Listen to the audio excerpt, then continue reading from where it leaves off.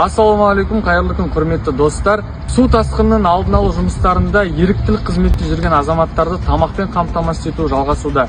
Осы орайда бізге өзінің қол ұшын берген Мирлан және де Алтын Алма базарының ет павильонының саудагерлеріне және оған қоса осы ыстық тамақты дайындауға көмектескен Айзат мейрамханасына өзіміздің үлкен алғысымызды айтамыз.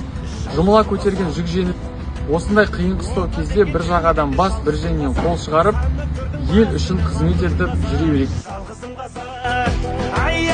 Жалғызың қазақ, алаш деген арыстан, жаралған ар намыстан, асыл шіркін тегің ау болсын мәңгі атың аман елім ай, атамекен жерім ай, жалғызымсың менің ай.